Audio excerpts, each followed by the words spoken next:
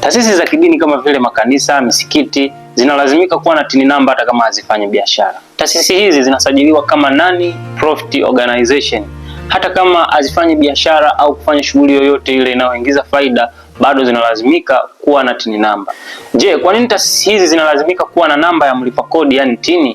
Hii ni kwa sababu taasisi hizi zinafanya majukumu kadhaa ya kisheria ambazo pale inapokuwa ikikamilisha mchakato wa kukamilisha masuala yake kama taasisi. Kama bado hujasubscribe channel hii, tafadhali sana subscribe, like, comment na kushare ili usipitwe na video hata moja pale tutakapokuwa tunakuwekea video mpya kila siku. Kwa nini taasisi hizi zinakuwa na TIN namba? Taasisi hizi zinafanya majukumu ya mwajiri. Zinaajiri watu kama vile walimu, walinzi pamoja na wachungaji. Pale inatakiwa kulipa kodi ya mishahara ambayo inafahamika kama pay. Ni lazima kwa kila mwajiri hapa nchini Tanzania kuwasilisha kodi ya mishahara ambayo inatambulika kwa jina la pay. Sababu ya pili, taasisi hizi zinapata msamaha wa kodi. Ili taasisi isilipe kodi ya faida au forodha pale inapokuwa imeagiza vifaa, ni lazima itambulike kama taasisi isiyotengeneza faida, yani non-profit organization. Taasisi haiwezi kaomba msamaha wa kodi endapo itakuwa haina TIN namba ambayo imesajiliwa rasmi kama non-profit organization. Hivyo zinalazimika kujisajili na kuwa na TIN namba kwa ajili ya kupata msamaha wa kodi. Ndio maana kila taasisi ya kidini inakuwa na TIN namba yake. Sababu ya tatu, taasisi hizi za kidini zinakuwa na umiliki wa mali.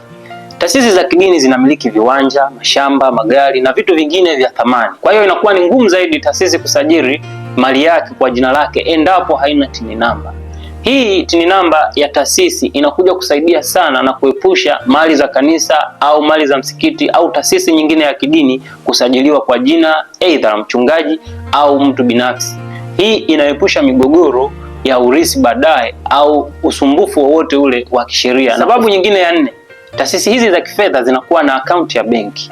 Benki zinahitaji TIN namba ili ziweze kufanya usajili. Hivyo taasisi za kidini zinalazimika kuwa na TIN namba kwa ajili ya kufungua akaunti zake za benki. Pale ambapo taasisi ya kidini inakuwa na akaunti yake ya benki, inakuwa ni rahisi kukusanya michango pamoja na sadaka bila kwenda moja kwa moja katika mifuko au akaunti za viongozi. Na jambo la tano ambalo ni jambo la mwisho ambalo ni muhimu zaidi, TIN namba ni utambulisho wa kisheria wa taasisi husika.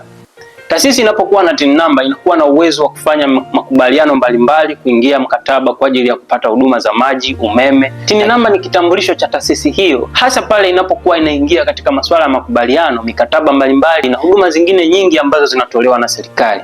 Kama taasisi itakuwa tayari ina TIN namba, basi itakuwa ni rahisi kuingia katika makubaliano na kufanya mikataba mbalimbali kama taasisi, sio tena kama mtu binafsi. Inaweza ikawa ngumu sana kufanya makubaliano kama kanisa kwa kutumia utambulisho wa mtu binafsi, hata kama ni kiongozi au mchungaji au imamu katika eneo hilo la ibada. Hivyo TIN namba inasaidia sana taasisi hizi za kidini kutambulika kama nafsi kisheria pale zinapokuwa zikiingia katika makubaliano ya kisheria. Hapa tumezungumza mambo mengi lakini hatujamaliza yote. Kama kuna kitu ulitamani nikizungumze katika video hii, tafadhali sana unaweza ukakiacha sehemu ya comment na mimi nikapita kukujibu.